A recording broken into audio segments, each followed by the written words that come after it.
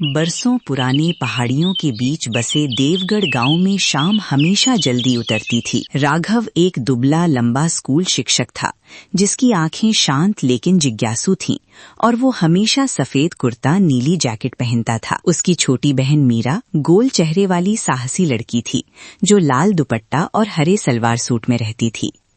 दोनों अपनी दादी सुशीला के साथ मिट्टी के पुराने घर में रहते थे, जिसकी दीवारों पर फीकी नीली पुताई थी। गांव के किनारे एक विशाल बरगद का पेड़ था, जिसके पास जाने से लोग डरते थे। भोलाराम नाम का वृद्ध किसान झुकी कमर और लकड़ी की छड़ी के साथ अक्सर चेतावनी देता था कि पेड़ के पास रात में आवाजें आती हैं। एक दिन स्कूल से लौटते समय राघव ने पेड़ की दिशा से धीमी घंटियों जैसी ध्वनि सुनी। हवा ठंडी हो गई और मीरा ने उसका हाथ कसकर पकड़ लिया। दूर पेड़ की जड़ों के पास जैसे कोई सफेद आकृति स्थिर खड़ी थी। राघव ने ध्यान से देखा, लेकिन आकृति धीरे धीरे धुंध में घुल गई। भोलाराम की कही बातें उसे याद आने लगीं और मन में अनजाना डर जाग गया। उस रात देवगढ़ असामान्य रूप से शांत था।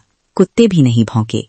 अगली सुबह राघव ने भोलाराम से उस सफेद आकृति के बारे में पूछा। भोलाराम की धुंधली आंखें डर से फैल गईं और उसने कहा कि बरगद के नीचे कभी पुराना मंदिर था, जहां एक रहस्यमयी साधु रहता था। मीरा उत्सुकता से सुनती रही, जबकि दादी सुशीला चूल्हे के पास बैठी चुपचाप माला जपती रही। भोलाराम ने बताया कि साधु अचानक गायब हो गया था और तब से पेड़ के आसपास अजीब रोशनी दिखाई देती है। दोपहर में राघव अपने सफेद कुर्ता नीली जैकेट में स्कूल पढ़ाने गया, लेकिन उसका ध्यान बार बार खिड़की के बाहर चला जाता था। बच्चों ने भी कहा कि पिछली रात घंटियों की आवाज पूरे गांव में गूंजी थी। शाम को मीरा लाल दुपट्टा संभालते हुए बोली कि उसे पेड़ के पास किसी के चलने की आहट सुनाई दी थी। दादी सुशीला ने धीरे से दरवाजा बंद किया और कहा कि अंधेरा होने के बाद कोई बाहर नहीं जाएगा। रात गहराने लगी और मिट्टी के घर की छत पर जैसे हल्के कदमों की आवाज सुनाई दी। राघव ने साहस दिखाने की कोशिश की, लेकिन मीरा की आंखों में डर साफ दिख रहा था। अचानक खिड़की अपने आप खुल गई और ठंडी हवा भीतर आ गई। धीरे उस रात राघव ने तय किया कि वो रहस्य समझे बिना नहीं रुकेगा। चांदनी में डूबे देवगढ़ गांव का दृश्य और चमकीला लग रहा था। राघव सफेद कुर्ता नीली जैकेट पहने धीरे से घर से बाहर निकला और मीरा लाल दुपट्टा ओढ़े उसके पीछे चल दी। बरगद का पेड़ दूर से काली छाया जैसा दिखाई दे रहा था। पेड़ के पास पहुंचते ही घंटियों की वही धीमी आवाज फिर सुनाई देने लगी। जड़ों के बीच मिट्टी थोड़ी धंसी हुई थी, जैसे वहां कोई पुराना दरवाजा छिपा हो।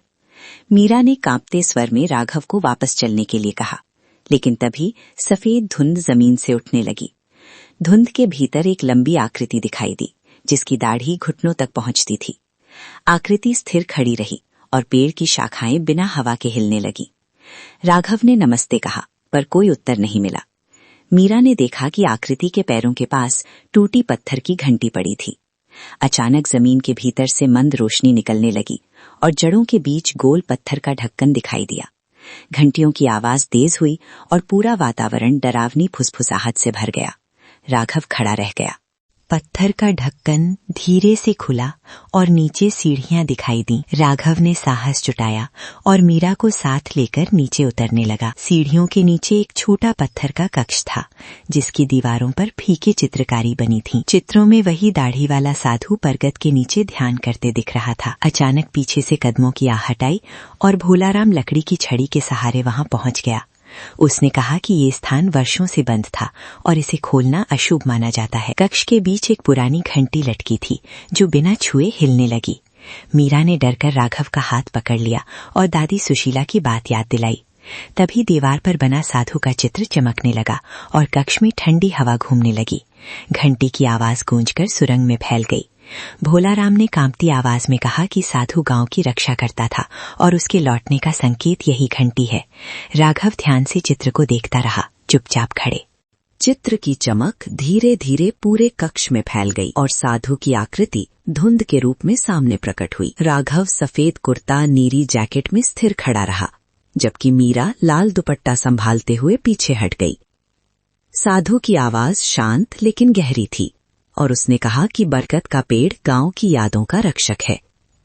उसने बताया कि जब लोग पुराने मंदिर को भूल गए, तब से वो आत्मा बनकर पहरा दे रहा है। भोलाराम ने सिर झुकाकर साधु को प्रणाम किया। कक्ष की दीवारों पर बने चित्र चलती हुई कहानी जैसे दिखने लगे, जिनमें देवगढ़ का पुराना समय दिखाई दे रहा था। साधु ने कहा कि डर केवल भूल जाने से पैदा होता है और यादें उसे शांत रखती हैं। मीरा ने साहस करके पूछा कि घंटियों की आवाज क्यों सुनाई देती है। साधु ने उत्तर दिया कि वो लोगों को मंदिर की याद दिलाने के लिए घंटी बजाता है। तभी कक्ष के ऊपर से दादी सुशीला की आवाज आई, जो उन्हें पुकार रही थी। रोशनी धीरे कम होने लगी और साधु की आकृति फिर धुंध में बदलने लगी। राघव ने वादा किया कि वो मंदिर को फिर से साफ करेगा, गांव फिर शांत रहेगा। अगली सुबह देवगढ़ में हल्की धूप फैली थी और बरगद का पेड़ पहले से कम डरावना लग रहा था। राघव ने सफेद कुर्ता, नीली जैकेट पहने गांव वालों को इकट्ठा किया और मंदिर के बारे में बताया। मीरा लाल दुपट्टा ओढ़े बच्चों के साथ पेड़ के आसपास सूखे पत्ते साफ करने लगी। भोला राम ने पुराने पत्थरों को सीधा किया और दादी सुशीला ने छोटी घंटी मंदिर के दरवाजे पर बांध दी। काम करते समय किसी को भी डर महसूस नहीं हुआ। दोपहर तक जड़ों के बीच छिपा छोटा मंदिर साफ दिखाई देने लगा। दीवारों पर बनी चित्रकारी अब स्पष्ट थी और साधु का शांत चेहरा मुस्कुराता सा लग रहा था। जब राघव ने घंटी को हल्के से बजाया तो वही मधुर ध्वनि पूरे गांव में फैल गई, लेकिन इस बार वो डरावनी नहीं थी। बच्चों ने मंदिर के पास दीपक रखे और फूल सजाए। मीरा ने कहा कि अब पेड़ सुंदर लग रहा है। भोला राम ने मुस्कुराकर बताया कि वर्षों बाद उसे सुकून महसूस हो रहा है। शाम को आसमान नारंगी रंग में बदल गया और बरगद की छाया जमीन पर लंबी रेखा जैसी फैल गई। राघव ने पेड़ को धन्यवाद कहा और हल्की घंटियों की गूंज सुनाई दी। फिर रात होने पर देवगढ़ का वातावरण फिर शांत और गहरा हो गया। राघव मिट्टी के घर के बाहर बैठा था और दादी सुशीला दिए की लौ देख रही थीं।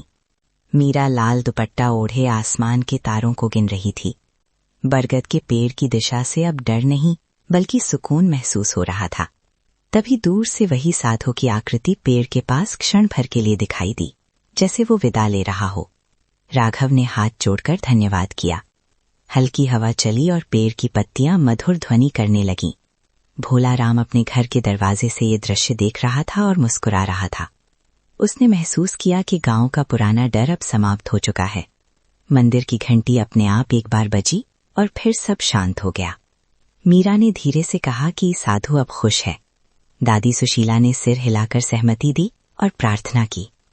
आसमान में बादल धीरे चलते रहे और चांद बरगद की शाखाओं के बीच चमकता रहा। देवगढ़ का दृश्य किसी की अंतिम फ्रेम जैसा स्थिर लग रहा था। राघव ने मन में ठान लिया कि वो इस कहानी को हमेशा याद रखेगा। कुछ दिनों बाद देवगढ़ गांव फिर अपनी सामान्य लय में लौट आया। स्कूल में पढ़ाते समय राघव सफेद कुर्ता, नीली जैकेट में पहले से अधिक शांत दिखता था। मीरा लाल दुपट्टा पहने मंदिर के पास रोज दीपक जलाती थी। भोला राम खेतों में काम करते हुए अब बरगद की ओर देखकर डरता नहीं था। दादी सुशीला हर शाम मंदिर की घंटी बजाकर प्रार्थना करती थी। गांव के बच्चों को अब बरगद की कहानी डरावनी नहीं बल्कि रहस्यमयी लगती थी। एक शाम राघव ने बच्चों को मंदिर के सामने बैठाकर पूरी घटना कहानी की तरह सुनाई। उसने समझाया कि डर अक्सर अज्ञान से पैदा होता है और सच्चाई उसे दूर कर देती है। हवा में हल्की ठंडक थी और पेड़ की पत्तियां धीरे हिल रही थीं। अचानक मंदिर की घंटी बहुत हल्के से बजी, जैसे साधु आशीर्वाद दे रहा हो। मीरा मुस्कुराई और आसमान की ओर देखने लगी।